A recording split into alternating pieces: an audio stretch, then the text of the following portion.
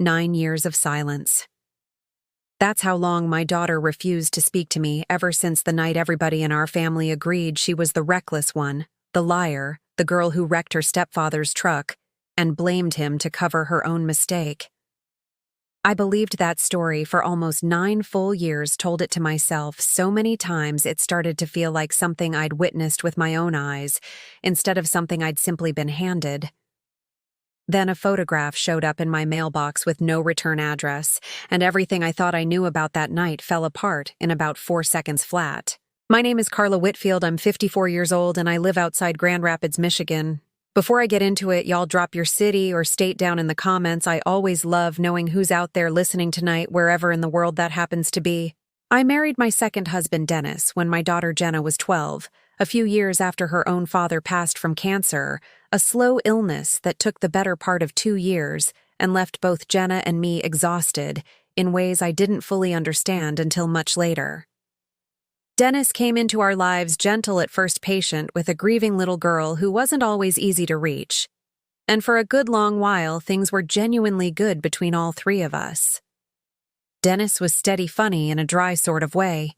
Good to Jenna in those early years, showing up to her school plays, even the ones that ran late on work nights, teaching her to change a tire in our driveway one Saturday afternoon, while I watched from the porch, feeling like maybe we'd actually built something worth having after everything Jenna and I had lost together. Jenna was a sharp kid, headstrong, the kind of girl who'd argue a point till she was right, or till you gave up trying to convince her otherwise, a trait that used to frustrate me something fierce, and that I've come in the years since to understand was really just her refusing to accept a version of things that didn't match what she actually knew to be true. We butted heads plenty over the years. Typical mother-daughter stuff, curfews and boyfriends and grades, nothing that ever felt like more than ordinary friction between 2 people who loved each other underneath it, the kind of arguing that always resolved itself by morning with pancakes and an unspoken truce. If you've ever had a relationship with your own kid that felt solid right up until it wasn't cracking apart over something that felt at the time like it came out of absolutely nowhere, I want to know. Tell me in the comments what that felt like for you and how long it took before you understood what had actually gone wrong underneath it. The night everything changed. Jenna was 19, home from her first year of community college for the summer, back in her old room with her posters still up on the walls like she'd never left at all. Dennis had been drinking more that year than I wanted to admit to myself, something I'd been quietly worrying over for months without ever quite naming it out loud. The kind of thing you talk yourself around instead of straight at telling yourself it was just stress from work, just a rough patch, just a phase that would pass on its own if I didn't make a thing of it.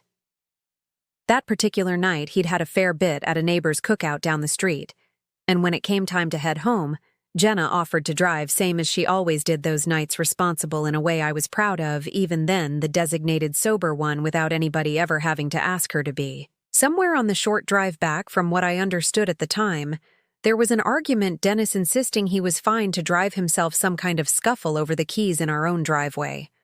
Once they got home, voices raised loud enough that I heard the tail end of it from inside the house before I ever made it out the front door. The truck ended up in our neighbor's mailbox, and half their fence a mess of dented metal and splintered wood, catching the moonlight when I finally got out there. By the time I got out there in my robe, heart pounding, Dennis was already telling it plain and certain, standing straighter than a man who'd been drinking all evening had any business standing. Jenna had grabbed the wheel from him, he said, tried to show off, lost control, right there in our own driveway. Jenna, stunned and shaking still, sitting in the passenger seat with her seatbelt half undone, tried to say it happened different, that he'd yanked the wheel away from her, trying to prove he could still drive fine after everything he'd had that evening, but Dennis's version came out smoother, more confident, delivered with the easy authority of a man used to being believed in his own household and mine. God forgive me is the version I ended up believing that night, standing there in my robe, choosing my husband's calm certainty over my own daughter's shaking, desperate insistence.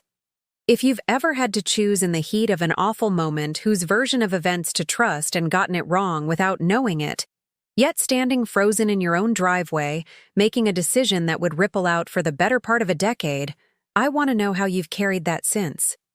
And stick around because we're only just now getting to the part where I found out exactly how wrong I'd been and how long it took the truth to finally find its way back to me.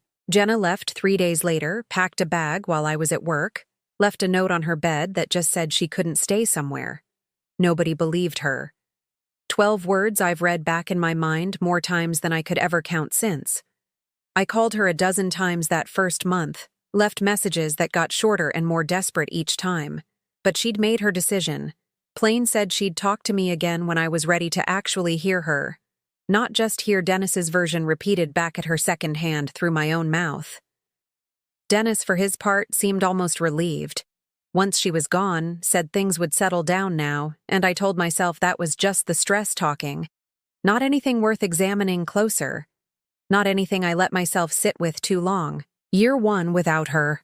I told myself she'd come around eventually, that time would soften whatever had cracked between us, that this was the kind of thing that healed on its own if you just gave it enough room.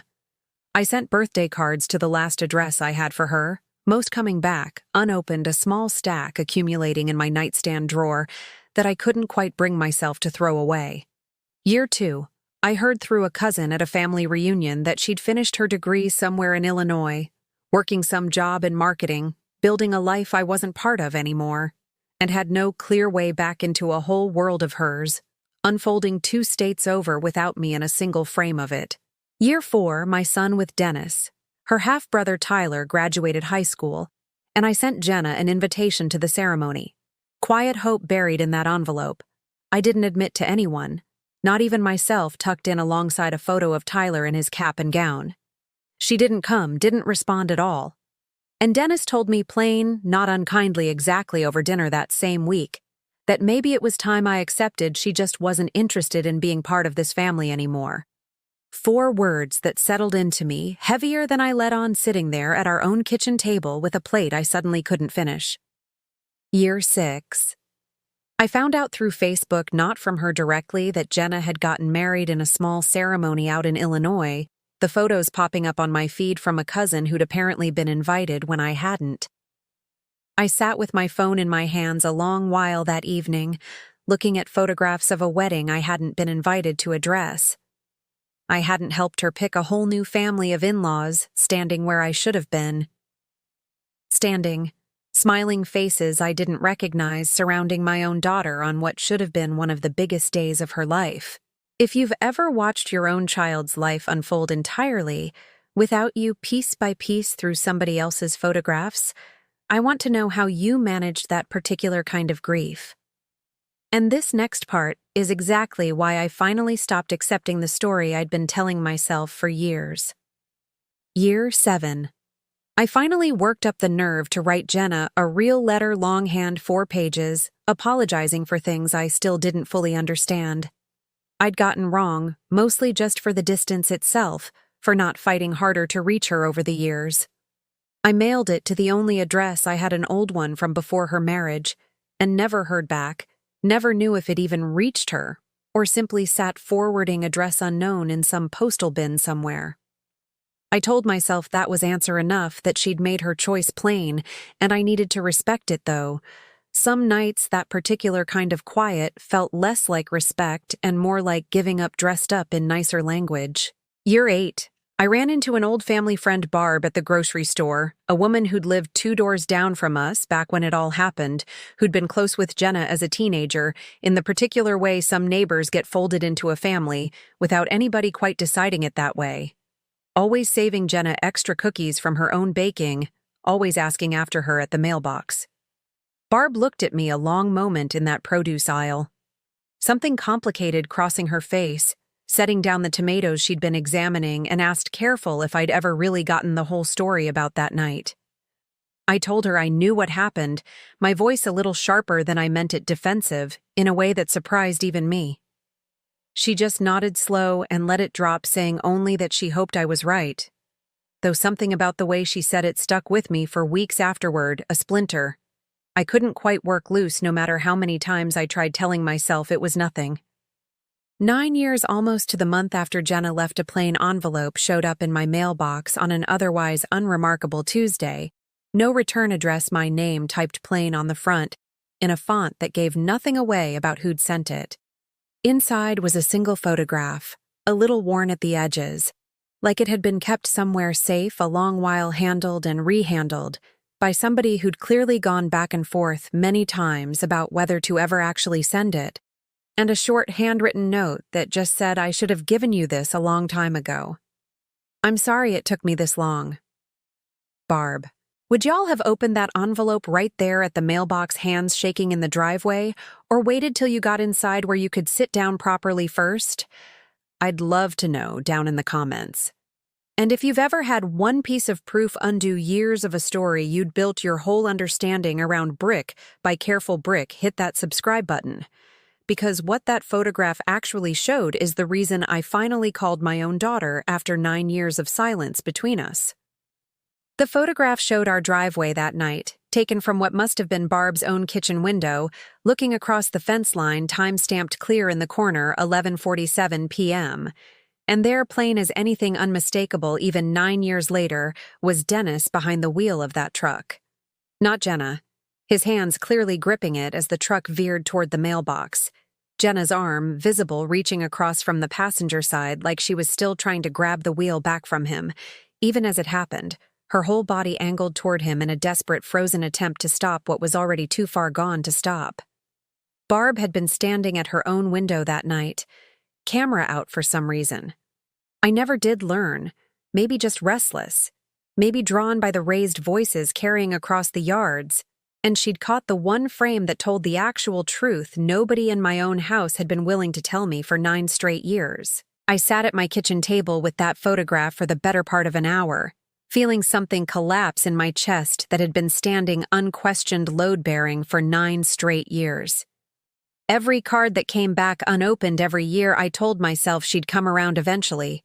Every quiet resentment I'd let build against my own daughter for supposedly lying to my face, all of it built on a story Dennis had told smooth and confident in our driveway, while our daughter stood there stunned, watching her own mother choose the wrong version without a second thought, without even a moment's hesitation to ask her side properly. I confronted Dennis that same evening, the second he walked through the door from work, laid the photograph on the kitchen table between us, before he'd even set down his keys, and watched his face do something I'd never once seen it do in 17 years of marriage, a kind of slow total collapse of the confident man I'd married. He didn't deny it, not really. Not once he saw the actual proof sitting there, undeniable in black and white and time-stamped certainty.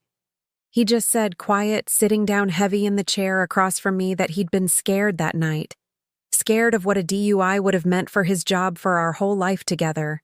And that once the lie was out, they're told confident enough in the moment, standing tall in our driveway, while his stepdaughter shook and stammered beside him, it just got easier to keep telling than to walk back. 9 years easier, apparently, than one honest conversation in a driveway would have been.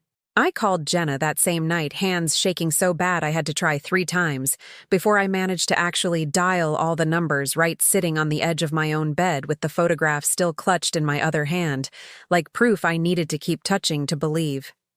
She didn't answer. I left a voicemail, careful and honest, told her about the photograph, told her I finally knew the truth. Told her I was sorrier than I had words for, my voice cracking more than once, trying to get it all out before the recording cut me off. I didn't expect a call back that same night, and I didn't get one lying awake, most of it staring at the ceiling, replaying 9 years I couldn't get back. 3 days later, she called back. Her voice sounded older than I remembered, careful in a way that broke something loose in my chest all over again, guarded in a way that told me plain how much work was still ahead of us. Mom, she said, I've been waiting 9 years for somebody in that house to believe me.